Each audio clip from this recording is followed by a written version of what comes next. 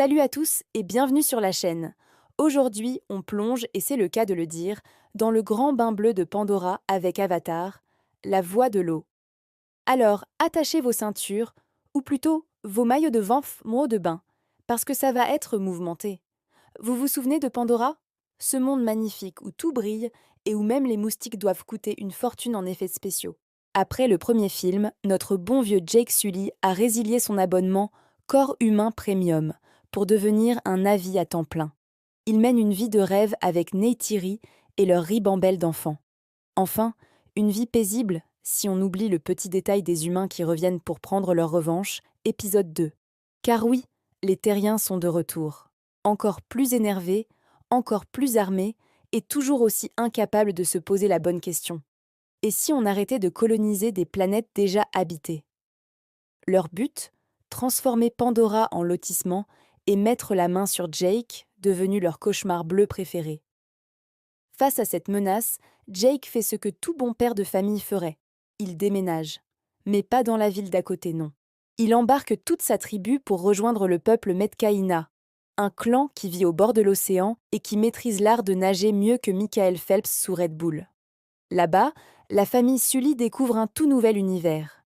Des créatures aquatiques fascinantes, un mode de vie complètement différent et surtout, les Tulkuns. Imaginez des baleines géantes, super intelligentes, super sensibles et capables de vous faire pleurer même si vous avez un cœur de pierre. Pendant que les enfants apprennent à retenir leur souffle plus longtemps que moi quand je cherche un savon tombé dans la douche, les humains, eux, ne chôment pas. Ils sont menés par le colonel Quaritch, revenu d'entre les morts sous forme d'avatar. Oui, ils ont sauvegardé son esprit sur une clé USB, mais ils ont oublié de vérifier s'il était toujours aussi désagréable. Spoiler, oui, il l'est. Et c'est là que les ennuis commencent vraiment. On a droit à tout. Des disputes d'adolescents, des poursuites sous-marines à couper le souffle et même des cours de surf sur des créatures géantes. Rien que ça. Au milieu de tout ça, Loak, le fils un peu rebelle, se lie d'amitié avec un Tulkun nommé Payakan, considéré comme un paria. Et comme dans tout bon film, le monstre n'est pas vraiment un monstre, juste un grand incompris. Un peu comme moi quand j'ouvre le frigo à 3 heures du matin. Mais la planque ne dure pas. Les humains finissent par retrouver leurs traces et là, boum, bataille navale version Pandora. C'est un déchaînement de violence, explosions, flèches géantes, harpons et des créatures colossales qui se rebellent. Un vrai SeaWorld, mais interdit aux moins de 12 ans. Le combat final est absolument épique. Jake affronte Quaritch dans un duel à mort.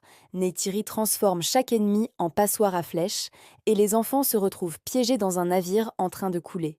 Décidément, James Cameron a un truc avec les bateaux qui sombrent. Heureusement, Payakan arrive à la rescousse, prouvant qu'un Tulkun en colère, c'est plus efficace qu'un missile de croisière. Quaritch survit, évidemment, sinon il n'y aurait pas de suite. La famille est sauvée, mais le film nous brise le cœur avec la mort de Neteyam, le fils aîné. Un moment vraiment dur qui nous rappelle que la guerre a toujours un prix. À la fin, Jake a une révélation. Fuir ne sert à rien. Pandora est sa maison, sa famille et son combat. Il décide donc de rester avec le peuple de l'eau pour se préparer à la suite des événements. Le teasing est à son maximum et on n'attend qu'une chose, la suite. Voilà pour ce résumé d'Avatar 2. Dites-moi en commentaire ce que vous avez pensé du film. N'oubliez pas de liker la vidéo si elle vous a plu et de vous abonner pour ne rien manquer. Merci d'avoir regardé et à très bientôt pour une nouvelle vidéo. Ciao!